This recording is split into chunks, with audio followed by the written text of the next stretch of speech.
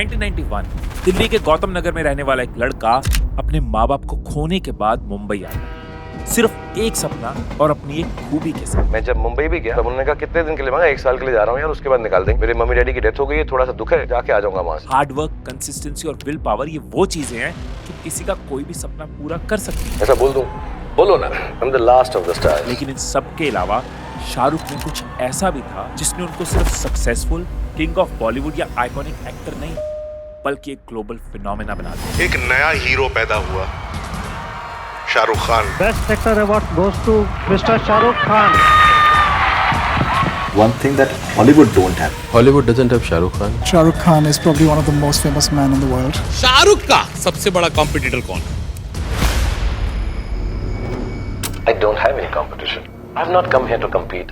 I've come here to rule.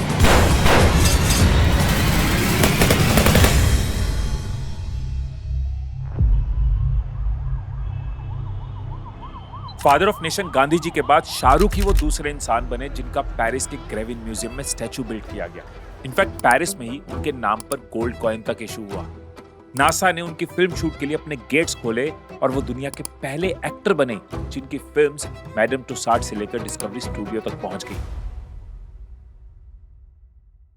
लेकिन ये सब सिर्फ एक्टिंग की वजह से नहीं हुआ, बल्कि उनकी उस एक ट्रेड की वजह से हुआ जो सिर्फ कैमरे के आगे नहीं बल्कि उसके बाहर भी स्पेशल बना दी। ये वो मैग्नेटिक ह्यूमन ट्रेट है जो एंशिएंट इजिप्शियन प्रिंसेस क्लियोपैट्रा में थी और one of the greatest leader Alexander the great, वो जिसकी वजह से स्टीव जॉब्स ने अपने ब्रांड को एक इमोशन बना दिया। वो प्रेजेंस जो इलॉन मस्क के विजन में दिखती है और शाहरुख की बातों में। इनफैक्ट ये वो ह्यूमन नेचर है जिसके होने के बाद आपके रंग, कद और जगह से कोई फर्क नहीं पड़ता और जिसके ना होने से आपका रियल टैलेंट भी लोगों को नजर नहीं आ पाता। ये है द हिडन ह्यूमन एनर्जी, करिश्मा।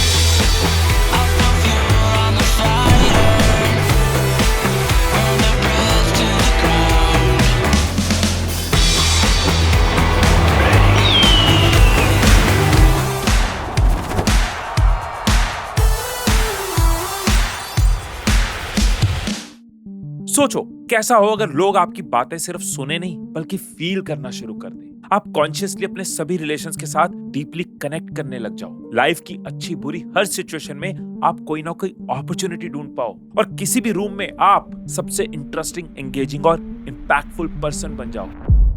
जब मैंने और मेरी टीम ने इस टर्म पर रिसर्च करी ना तो हमें पता चला कि करिश्मा कोई सिंगल स्किल नहीं है बल्कि एक इंटरनल मैग्नेटिज्म है जो बचपन से ही हम सबके पास होता है। बस फर्क इतना है कि ये सबके लिए अलग वर्क करता है। मतलब हर इंसान अपने अंदर के किसी एक करिश्मेटिक ट्रेट से लोगों में अपनी जगह बना सकता है, पर कौन से ट्रेट से वो पता नहीं होता। इसलिए ये वीडियो आपको करिश्मा सिखाने से ज्यादा आपके अंदर छिपे करिश्मा को बाहर लाने के बारे में। हम करिश्मा के 4 ट्रेट्स को डीपली डिस्कस करेंगे और इनको सुनने के बाद आप ये डिसाइड कर पाओगे कि इनमें से कौन से वो 1 या 2 ट्रेट्स हैं जो आपको करिश्मेटिक बनाएंगे।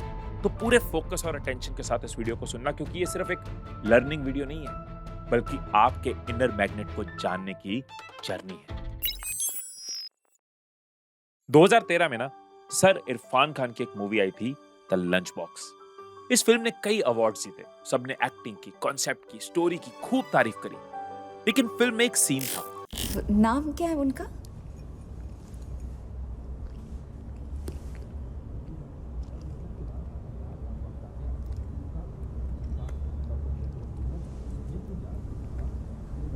ईला। इस एक सीन में इरफान खान ने अपने मेन वर्ड तक पहुंचने से पहले अपने इमोशंस, पर्सन की डेफिनेशन और उसको लेकर खुद के इनर थॉट्स हर चीज एक्सप्लेन कर दी थी सिर्फ अपने फेशियल एक्सप्रेशन से। ये है एक हिस्सा एक्सप्रेसिव इंटेलिजेंस का। मतलब जब आपका फेस, आपकी आंखें, आपके हाव भाव सामने वाले को वो दिखा दें जो आप शब्दों से बता नहीं पाते। पर्सनल लाइफ में भी आपने ये नोटिस किया होगा कि कई बार हम मैसेज में कुछ लिख रहे हैं किसी और फीलिंग के साथ और सामने वाले ने उसको पढ़ा किसी और फीलिंग के साथ। इसलिए कई बार हम बोलते हैं कि यार मैसेज में वो बात नहीं हो पाती जो फोन पे हो पाती है और फोन पे वो बात नहीं हो पाती जो सामने बैठ के हो पाती है। ह्यूमन साइकोलॉजी में इसको कहते हैं इमोशनल कॉन्टेजियन। मतलब ह्यूमंस ना सबकॉन्शियसली किसी के इमोशंस, उनकी टोन, उनके फेशियल एक्सप्रेशन, उनकी एनर्जी से ज्यादा समझ पाते हैं और उनके वर्ड से कम। इसलिए आपने देखा होगा कि अगर किसी मूवी में आप रोए होगे या फिर इमोशनल फील किया होगा, तो वो सिर्फ इमोशनल डायलॉग सुनकर नहीं, बल्कि उस मोमेंट की जो फील है, जो बैकग्राउंड म्यूजिक है और उस एक्टर के जो एक्सप्रेशंस है, उसकी वजह से हुआ होगा। एक लाइन में बोलूं तो हमारे फेशियल एक्सप्रेशंस दूसरों तक हमारे इंटरनल इमोशंस पहुंचाने का सबसे ट्रांसपेरेंट मीडियम है। वो भी सिर्फ सैड इमोशंस नहीं, fun, love, connection, appreciation, respect, वो सब जो डेली लाइफ में इंपॉर्टेंट है। अब एक प्रॉब्लम ये भी है कि हमें डेली लाइफ में ना इनको यूज करना नहीं आता। अब आई नो कि आप किसी एक्टर की तरह डेली एक्सप्रेशंस की प्रैक्टिस तो नहीं कर सकते, पर फिल्म वर्ल्ड में, थिएटर में एक ऐसी प्रैक्टिस है जो बहुत सारे एक्टर्स करते हैं, आप भी वो ट्राई कर सकते हो, जिससे वो एक्सप्रेशंस को अपलिफ्ट कर पाते हैं। वो है मिरर एक्सरसाइज। बहुत सारे एक्टर्स कैमरा के सामने जाने से पहले मिरर में अपने चेहरे को फील करते हैं। वो देखते हैं कि गुस्से में आंखें कैसे फैलती हैं, शुक्र में, खुशी में स्माइल कैसे बदलती है, और जब कुछ सरप्राइजिंग होता है, शॉकिंग होता है, तो माथा कैसे लिफ्ट होता है। आप भी ये कर सकते हो बिना कुछ बोले, सिर्फ एक्सप्रेशन से इमोशंस दिखाने की प्रैक्टिस। फिर आप नोटिस करोगे कि धीरे धीरे आपका जो फेस है ना, वो सिर्फ बोलेगा नहीं, वो कम्युनिकेट करने लग पाएगा। लेकिन हम लोग सिर्फ अपने फेस से नहीं, बल्कि पूरी बॉडी से भी अपनी इमोशंस को जस्टिफाई करते हैं। मतलब एक्सप्रेसिव इंटेलिजेंस का दूसरा हिस्सा बॉडी लैंग्वेज। इसको लेकर एक बहुत पॉपुलर रिसर्च है कि किसी से बात करने वक्त हमारे वर्ड्स सिर्फ 7% इंपॉर्टेंस रखते हैं, वही इससे ज्यादा 38% हमारी टोन पे डिपेंड करता है।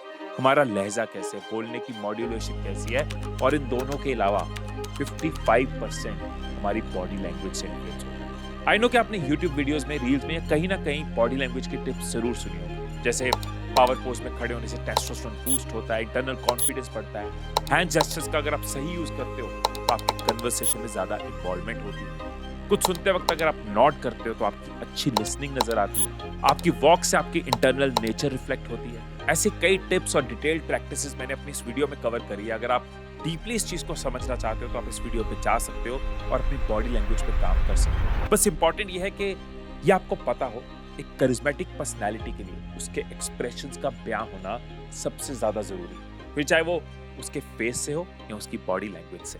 अब अगर आप ये सोचो कि कोई आपसे अपने इमोशंस पूरी तरह से डिस्कस कर रहा है, आप पूरी तरह से उसको समझ पा रहे हैं, उसके बिहेवियर से इम्प्रेस भी हो, लेकिन वही इंसान इंटरनली आपको समझ नहीं पा रहा, आपके मन में क्या है उस पे उसका ध्यान ही नहीं है, तो क्या आप उस बंदे से इम्प्रेस होगे? इसीलिए जरूरी है सेकंड करिश्मेटिक ट्रेट। आपने लास्ट टाइम कोई सॉन्ग कब सुना था? मे बी आपने आज सुना हो, रास्ते में जाते हुए, घर लौटते हुए, या फिर कोई काम करते वक्त। मेरा एक्चुअल क्वेश्चन ये नहीं, एक्चुअल क्वेश्चन ये है कि लास्ट टाइम वो सॉन्ग कब सुना था जिसको सुनकर सुकून मिला हो, जिसे सुनकर दिल के सारे तार छिड़ गए हो और आप कोई किसी याद में खो गए हो। जैसे कि वो एक रात का सफर, विंडो सीट, तेज चलती हवा और कानों में ईयरफोन्स जिसमें अरिजीत की आवाज। आपने ये भी नोटिस किया होगा कि इन सॉन्ग्स को हम कितना भी सुन लें, इनसे कभी मन नहीं भरता। कारण क्या है? अच्छा गाना, अच्छी मेलोडी या सिंगर नहीं, बल्कि एक्चुअल रीजन है इमोशनल कनेक्शन। इन गानों में कुछ ऐसे लिरिक्स होते हैं, कोई ऐसी बात होती है जिससे हम बहुत ज्यादा रिलेट कर पाते हैं, जो कहीं ना कहीं हमारी जिंदगी के किसी हिस्से या किसी याद से जुड़ा होता है। ब्रेन के लिए ये सॉन्ग्स एक न्यूरोकेमिकल सर्ज का काम करते हैं, मतलब दिमाग के इमोशन सेंटर्स, मेमोरी एरियाज और सेरोटोनिन, डोपामिन जैसे हार्मोन सुपर एक्टिव हो जाते हैं। और डेली लाइफ में यही सेम कनेक्शन जब आप लोगों से बनाते हो तो उसको कहते हैं रिलेशनल इंटेलिजेंस। मतलब कई बार सामने वाले से कनेक्ट करने के लिए खुद के एक्सप्रेशंस, बॉडी लैंग्वेज से बहुत ज्यादा काम करती है आपकी लिसनिंग स्किल्स। और यही बात डेल कार्नी ने अपनी इस बुक में लिखी थी, to be interesting, be interested. पर सबसे बड़ी प्रॉब्लम पता है क्या है? एक बार ना आप ये 2 टेड टॉक वीडियोस देखो, दोनों ही एक ही स्पीकर की स्पीचेस हैं, पर ये जो टाइटल है ना, how to speak so that people want to listen, इसमें 11 साल में 47 मिलियन व्यूज है। और वहीं 14 साल पहले की videos 5 ways to listen better, इस पे सिर्फ 4.8 मिलियन व्यूज हैं। इनफैक्ट यूनिवर्सिटी ऑफ मिशिगन की एक रिपोर्ट में यह भी देखा गया कि कई स्टूडेंट्स में एम्पैथी रेट, मतलब दूसरों की सिचुएशंस को, दूसरों की फीलिंग्स को फील करने का रेट 40% ड्रॉप्ड है। और ऐसे कई स्टैट्स हैं, कई रिसर्चेस हैं जो ये बताते हैं। और आप भी अपने आसपास देखो तो आप ये फील कर पाओगे कि लोग दूसरों को सुनने में इतना इंटरेस्ट नहीं दिखाते। और यही रीजन बनता है कि हमारी लाइफ में ऐसे बहुत कम लोग होते हैं जो हमें इंटरेस्टिंग लगते हैं। वो जो सुकून से हमें सुनते हैं और समझते भी। ये करिश्मेटिक पर्सनालिटी का एक बहुत बड़ा ट्रेट है। और बेटर लिसनिंग के लिए ना मैं आपको कोई लंबी चौड़ी प्रैक्टिस नहीं बताने वाला, वो बताने वाला हूँ जो आप नोटिस करोगे हर अच्छे लिसनर में होता है और आप प्रैक्टिकली दूसरों से बात करते वक्त इसको एग्जीक्यूट कर पाओगे। ये है इन सी। इन सी में आई का मतलब है इंटेंशन। आप कितने भी टैक्टिक्स यूज कर लो, अगर अंदर से सामने वाले की बात सुनने की इंटेंशन नहीं है ना, तो आप लेस इंटरेस्टेड लगोगे ही लगोगे, कितना भी फेक कर लो। तो पहली चीज यह है कि अंदर से लोगों की बातों को सुनने की इंटेंशन रखना, बिना ये सोचे कि ये तो मुझे पहले से पता है, ये क्या फालतू बात कर रहा है, ये मुझे सुनना है, ये मेरे काम का है। इंटेंशन ये है दूसरे की बात सुननी है। And nodding. अगर आप किसी को अपनी बात बता रहे हो, बड़े दिल से बात सुना रहे हो और सामने वाला स्ट्रेट फेस के साथ सुन रहा है, फील नहीं आएगी ना, लगेगा कि मैं सुना तो रहा हूं लेकिन सामने वाला समझ नहीं रहा, मेरी बात में इंटरेस्टेड नहीं है। जब हम थोड़ी थोड़ी नॉडिंग करते हैं ना, उससे हमारा इंटरेस्ट नजर आता है, सेंस ऑफ अंडरस्टैंडिंग बनती है, सामने वाले को पता चलता है कि आप सिर्फ सुन नहीं रहे, आप इन्वॉल्व हो। और जब आप नॉड करते हो ना, तो आपके ब्रेन को भी सिग्नल जाता है कि सुनते रहो, आप इधर उधर खो नहीं जाते। ऐसा है स्माइल। बेशक आप हर बात पे स्माइल नहीं कर सकते, कुछ ऐसी बातें होती हैं जब स्माइल करने पे गड़बड़ हो जाएगी, बट जनरली नॉर्मल बातों में आपके फेस पे एक डिसेंट सी स्माइल जब होती है ना, तो सामने वाले को नजर आता है कि आप डीपली इंटरेस्टेड हो, इंटेंशन है, वो नजर भी आता है। आप कॉन्शियसली ज्यादा फोकस रह पाते हो। ई आई कांटेक्ट सबसे कमजोर पार्ट है। बहुत सारे लोग जब सुन रहे होते हैं ना, तो आई कांटेक्ट नहीं होता, या फिर सामने कोई पावरफुल है, सामने कोई बहुत कॉन्फिडेंट है, तो आंखें नीचे हो जाती हैं।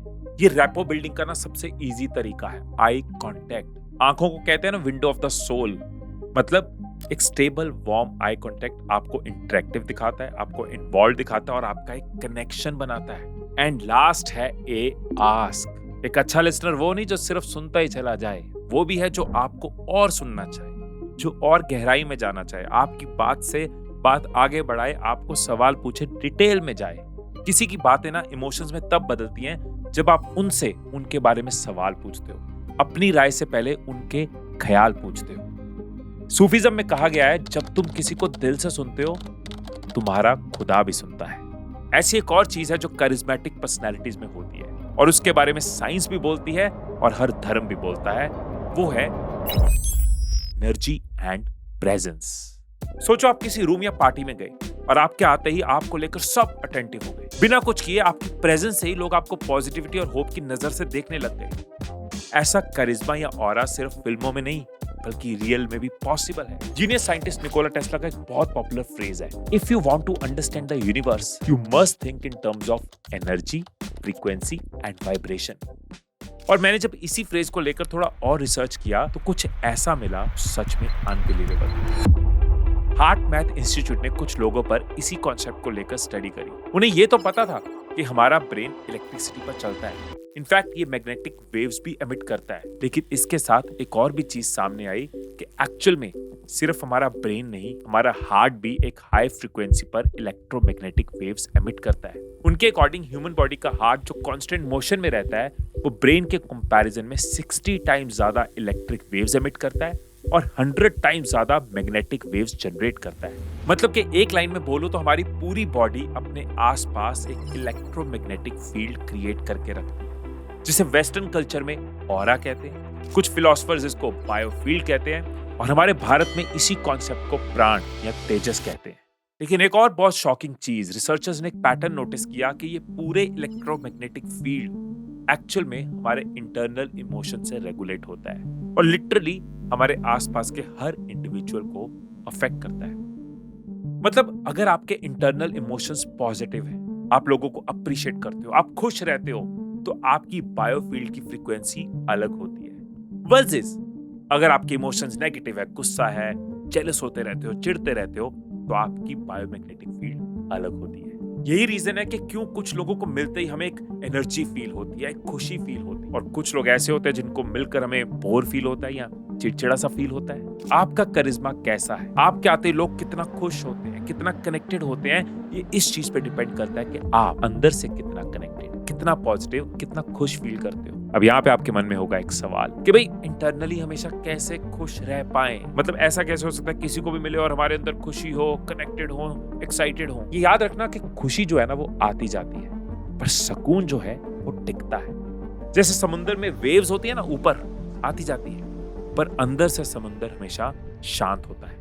लाइफ में प्रॉब्लम्स, हाईज, लोज, चैलेंजेस सब आएंगे, पर अगर अंदर समुद्र जैसी डेप्थ है ना, तो ऊपर की लहरों से फर्क नहीं पड़ता। हम करते क्या है ना, हम खुश रहने के चक्कर में कि नहीं हमें खुश रहना, हम नेगेटिव इमोशंस को दबा देते हैं और वही चीजें अंदर स्ट्रेस बन जाती है। सुकून जो है ना, वो उनको इग्नोर करने से नहीं, एक्सेप्ट करने से मिलता है। जैसे श्री कृष्ण ने अर्जुन को कहा था ना, अपने हर भाव को पहचानो पर उसका दास मत बनो।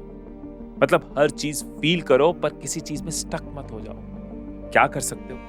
दिन में कोई 3 मिनट निकाल लो, आंखें बंद कर लो, आंखें बंद करके डीप ब्रीथ करो, खुद को ऑब्जर्व करो, सुनो अपनी सांसों को, अपने आसपास की आवाज को, मन की हलचल को, क्या चल रहा है ऑब्जर्व करो, एक्सेप्ट करो। ये प्रैक्टिस ना माइंड को नाव में ले आती है, प्रेजेंट में ले आती है, और जब माइंड प्रेजेंट में होता है ना, तब सुकून बनता है। आप मेरी बात से 100% अग्री करोगे, 100% अग्री करोगे। एक बार कोई ऐसी पर्सनालिटी जिसको आप करिश्मेटिक मानते हो, उसको याद करके देख लो। वो आपको ख्यालों में खोया हुआ, लॉस्ट, ढीला डाला सा, पता नहीं लाइफ में क्या चल रहा है, हाव भाव उड़े पड़े, ऐसा कभी दिखता ही नहीं। एक बार शाहरुख खान की एक क्लिप देखो। Let's say you are a good Muslim, but let's say you were Shekhar Krishna. SK was Shekhar Krishna. Shekhar Radha Krishna. SRK.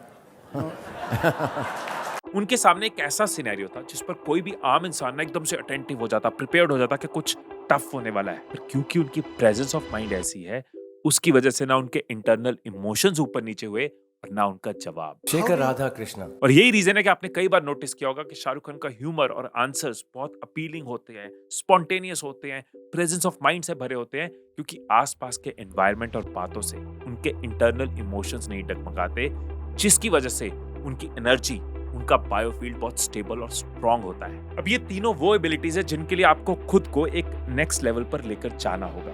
हो सकता है कुछ में ये हो और कुछ में ना हो, पर इन तीनों के अलावा एक ऐसी करिश्मेटिक एबिलिटी है जो बाय बर्थ हम सब में होती है। थ्रू आउट लाइफ हम उसको लेकर चलते हैं। उस करिश्मेटिक पर्सनैलिटी की बात करने से पहले मैं आपका 1 मिनट लेना चाहूंगा और आपको अपनी आने वाली वर्कशॉप के बारे में बताना चाहूंगा। हम हर चीज जानते हैं, हमें पता है क्या करना है, कैसे करना है, फिर भी over thinking, procrastination, self doubt, low confidence, ये सब आता है और टाइम हाथ से निकलता जाता है। रीजन बहुत सिंपल है, कॉन्शियस माइंड कुछ चाहता है लेकिन सब कॉन्शियस माइंड कुछ और प्रोग्राम चला रहा होता है, और जब ये अलाइनमेंट ठीक नहीं होती, स्ट्रगल चलती रहती है। और इसी चीज को सॉल्व करने के लिए मैं आपके लिए लेके आया हूं माइंड मास्टरी वर्कशॉप, एक पूरे दिन का लाइव सेशन जिससे मैं पिछले 15 सालों से लाखों लोगों की लाइफ चेंज कर चुका हूं। इंडिया की टॉप कंपनीज इस सेशन के लिए मुझे बुलाती हैं। क्यों? क्योंकि ये सिस्टम काम करता है। इस वर्कशॉप में आप एक ही दिन में 3 स्टेजेस से निकलोगे। पहली स्टेज, आइडेंटिटी शिफ्ट। आप समझोगे कि कैसे आपकी पर्सनैलिटी बनी है, कौन से हिडन बिलीफ्स हैं जो आपको रोक रहे हैं, क्या है जो ब्लॉक कर रहा है। कुछ लाइफ चेंजिंग एक्सरसाइजेस हम उस वक्त उस सेशन में करेंगे जिससे आप एक स्ट्रॉन्गर, कॉन्फिडेंट वर्जन अपने अंदर इंस्टॉल करोगे। दूसरा, क्लैरिटी ब्रेक थ्रू। आप अपनी कंफ्यूजन्स को हटा पाओगे। आप एग्जैक्टली समझोगे आपको क्या चाहिए, क्यों चाहिए, और नेक्स्ट लेवल पे जाने के लिए क्लियर स्टेप्स क्या हैं। एंड तीसरा, माइंड की रीवायरिंग। ओवरथिंकिंग और प्रोक्रास्टिनेशन को हम साइंटिफिकली फिक्स करेंगे। बिना फोर्स के नेचुरल डिसिप्लिन आप बिल्ड कर पाओगे। न्यूरो साइंस से, ब्रेन रीवायरिंग से आप अपने सबकॉन्शियस माइंड की पावर को यूज करके अपने ड्रीम्स को रियलिटी में बदल पाओगे। ये एक प्रैक्टिकल ट्रांसफॉर्मेशन सिस्टम है जहां आप रियल एक्सरसाइजेस, टूल्स और प्रोसेसेस यूज करके अपने अंदर एक परमानेंट शिफ्ट क्रिएट करोगे। एक ही दिन में आप अपनी क्लैरिटी, एनर्जी, माइंडसेट में एक बड़ा डिफरेंस फील करोगे। और अगर वर्कशॉप अटेंड करने के बाद आपको लगा नहीं, हिमीश ने जो कहा वो डिलीवर नहीं किया, आप अपने पैसे वापस ले लेना। तो अगर आप सीरियसली अपनी लाइफ को चेंज करना चाहते हो ना, तो मुझे अपना एक दिन दो, उस एक दिन में अपना आने वाला पूरा साल बदल लो। तो अगर आपको लगता है कि यस, टाइम आ गया है कि अपनी लाइफ किस्मत के भरोसे ना जी जाए, अपने हिसाब से जी जाए, तो नीचे डिस्क्रिप्शन में आपको लिंक मिल जाएगा। अब बात करते हैं फोर्थ ट्रेड की। आपने साउथ की वो अपरिचित मूवी देखी है? फिल्म में एक अम्बी नाम का बंदा दिखाया जाता है जिसे मल्टीपल पर्सनालिटी डिसऑर्डर नाम की एक प्रॉब्लम होती है। मतलब वो जिसमें एक ही इंसान अलग अलग पर्सन की तरह बिहेव करता है। अब बेशक एक्चुअल वर्ल्ड में ये बहुत ही खतरनाक इशू है, पर क्या आप मानोगे अगर मैं ये बोलूं कि मेजॉरिटी लोगों में ये पर्सनालिटी इशू होता है। अमेरिकन सोशियोलॉजिस्ट और ऑथर अर्विंग कॉफमैन ने अपनी best seller book the presentation of self in everyday life में 3 टाइप्स ऑफ ह्यूमन स्टेजेस का जिक्र किया है। उनके अकॉर्डिंग किसी स्टेज एक्टर की तरह ना हमारे भी 3 तरह के वर्जन होते हैं, या फिर ऐसे समझो कि 3 तरह की पर्सनालिटीज में हम अपनी लाइफ बिताते हैं। जिसमें पहला है ऑन स्टेज पर्सन, मतलब वो पर्सनालिटी जो पूरी दुनिया के सामने दिखती है और वो जो हमारे मन के अकॉर्डिंग हम लोगों को दिखाते हैं। स्कूल के दोस्तों के सामने की मस्ती, कॉलीग्स के साथ गॉसिप, सोशल मीडिया की वो फैंसी पोस्ट और सोसाइटी के सामने वो स्ट्रॉन्ग इंसान। ये है हमारी ऑन स्टेज परफॉर्मेंस। अब आ जाते हैं दूसरे वर्जन पे जो है बैक स्टेज पर्सन। वो पर्सनालिटी जो ऑडियंस को नहीं बल्कि बैक स्टेज खड़े एक्टर्स के रिलेटिव्स और दोस्तों को पता होती है। मतलब वो अनफिल्टर्ड पर्सन जो सिर्फ कुछ खास फैमिली, फ्रेंड्स या फिर कोई स्पेशल इंसान के सामने आती है। आपका वो अटपटा सा डांस, वो अजीबोगरीब बातें, बिजनेस वाले वो आइडियाज, फेलियर्स की कहानियां, आपकी कमजोरियां और आपकी चाहतें, वो सारी चीजें जो आप सिर्फ कुछ ही लोगों से शेयर करते हो। अब इन दोनों से बेहतर और रेयर होता है ऑफ स्टेज पर्सन, वो जो स्टेज से बहुत दूर साइड में कहीं बैठा होता है। मतलब जो मिरर के सामने, आईने के सामने का शख्स है, जिसे खुद के सारे गिल्ट, फियर, सीक्रेट्स, ड्रीम्स और रिग्रेट्स पता होते हैं, जो अकेलेपन की वजह से कभी चिल्लाता भी है और डर लगने पे कभी घबराता भी है। ये वही पर्सनालिटी है जो हम सबके पास होती है, लेकिन हम में से ज्यादातर लोग इसको बाकियों को दिखाते नहीं है। मतलब जो आप सच में हो और जो आप खुद को दिखाते हो, जितना ऑन स्टेज और ऑफ स्टेज पर्सन एक दूसरे के करीब आते हैं, तब बनता है आपका 4th ट्रेट, ऑथेंटिसिटी। इस ट्रेट को एक्सेप्ट करके यूज करना आसान नहीं है, बहुत मुश्किल है। पर जिन भी लोगों को आप करिश्मेटिक मानते हो तो और आपको बहुत स्ट्रांग लगता है, जिनसे आप इंप्रेस्ड होते हो, आप मानते हो कि वो रियल है, ओरिजिनल है, आपको उन पे ट्रस्ट होता है। फेक लोगों को आप करिश्मेटिक नहीं मानते, डबल फेस्ड लोगों को आप करिश्मेटिक नहीं मानते। तो यही वो ट्रेट है जिससे आप लोगों की नजरों में अपनी अलग पहचान, जिससे आप बाकियों से अलग होते हैं। चलो एक सेकंड के लिए प्रैक्टिकली करते हैं। किसी करिश्मेटिक पर्सनालिटी के बारे में सोच के देखो, क्या आपको वो किसी और इंसान से सिमिलर दिखता है? ये पॉसिबल नहीं है, क्योंकि सरप्राइजिंग बात यह है कि जैसे दुनिया में 814 करोड़ लोगों की शक्लें आपस में नहीं मिलती ना, ऐसे ही आपकी पर्सनैलिटी भी दुनिया में किसी और से नहीं मिलती। वो अपने आप में यूनिक है। प्रॉब्लम यही है कि हम बेटर बनने की कोशिश में दूसरों को देखते हैं, दूसरों के जैसा बनने की कोशिश करते हैं और इस कोशिश में बहुत बार अपने आप को खो देते हैं। तो यहाँ पे आपके माइंड में क्वेश्चन होगा कि भी ऑथेंटिक कैसे बने? क्या जो मन में आ रहा है वो बोलते जाए, या फिर खुद को ऐसे ही प्रेजेंट करें, हाँ भी मैं तो ऐसा ही। ऑथेंटिसिटी का मतलब ट्रांसपेरेंट होना नहीं है, रियल होना है। जैसे एरिस्टोटल का एक बहुत पॉपुलर फ्रेज है, knowing yourself is the biggest wisdom. खुद को जानना सबसे बड़ी समझदारी है, और यही है ऑथेंटिसिटी का फर्स्ट स्टेप, सेल्फ अवेयरनेस। खुद की एक्चुअल सेल्फ हमें पता होनी चाहिए, हमें क्या चाहिए, हमारे प्रिंसिपल्स क्या है, हमें कैसे रहना पसंद। पर बहुत बार हम ये कर नहीं पाते क्योंकि हमें फियर ऑफ जजमेंट होता है, सोसाइटी क्या बोलेगी। और यहाँ पे आता है second step, self acceptance. Shahrukh Khan ने कितनी जगह ये बोला है, I am the best. I'm the best. I'm the best. I'm the best. कुछ जैसा खुद को सोसाइटी में देखना चाहते हैं, अंदर जैसा खुद को मानते हैं, वही दिखाते हैं। जो भी चाहूं वो मैं पाऊं। बिना ये सोचे कि दूसरे क्या बोलेंगे। उन्होंने हमेशा क्लियर किया है कि मैं अपने आप को बेस्ट मानता हूँ। Myself as some cool, handsome guy. I've never thought myself to be the best looking, the best ये dancer. ईगो नहीं है, ये किसी से कंपैरिजन नहीं है, किसी को कंपटीशन नहीं है। ये सुबह उठ के मेरा खुद को एक रिमाइंडर है। सोच कर हमको उठना है कि हम बेस्ट हैं, तभी हम शायद गुड बन सकेंगे या बेटर बन सकेंगे। और वो बात वो कंसिस्टेंटली बोलते आए हैं, ऑथेंटिक है, बार बार बदल नहीं रही, हर इंटरव्यू में निकल रही है। सो अपने अंदर को जानना और मानना बहुत जरूरी है। अगर जेलसी है, हो रही है, हो गई तो एक्सेप्ट कर लो। अगर कोई हेजिटेशन है तो बोल दो, इट्स ओके। किसी चीज पे कॉन्फिडेंस है या किसी चीज पे नर्वसनेस है, बी योरसेल्फ। और जब आप ओपनली अपने इनर सेल्फ को एक्सेप्ट करते हो ना, तो शुरुआत होती है आपकी ऑथेंटिक पर्सनैलिटी। इससे आपके अंदर के डर खत्म होने शुरू होते हैं, आप रियल होना शुरू हो जाते हो। आप अपने अंदर के उस इंसान को दिखा पाते हो जो एक्चुअल में दुनिया को देखना चाहिए, the real you. Bhagavad Gita में कहा है ना, स्वधर्मे निधनम श्रेया। मतलब अपनी ट्रू नेचर में रहकर मर जाना बेटर है किसी और की नेचर को जीने से। तो हमने इस वीडियो में करिश्मा को डीकोड किया, करिश्मा के 4 ट्रेट्स को इन डेप्थ समझा।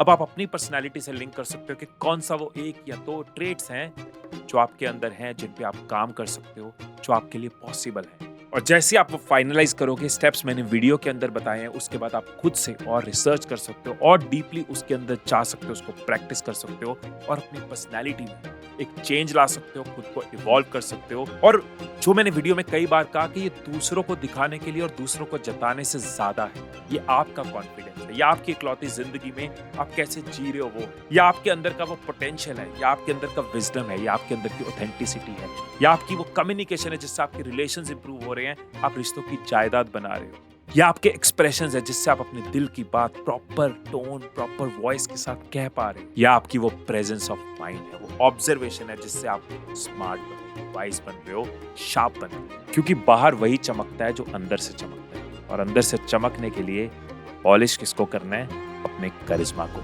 इसके अलावा और किन टॉपिक्स पे आपको वीडियोस चाहिए नीचे कमेंट्स में जरूर बताना। पिछले 15 साल से इस सफर में हूँ कि आपका हम सफर बनके आपकी लाइफ में ग्रोथ ऐड करता रहूं, नॉलेज ऐड करता रहूं, आपके लिए साइकोलॉजी को सिंप्लीफाई करता रहूं। और ये 7 सालों से चला आ रहा है और आगे भी चलता रहेगा, इसी तरह से साथ निभाता रहूंगा। फिर मिलेंगे अगली वीडियो में, तब तक खुश रहिए, खुशियां बांटते रहिए। I love you all.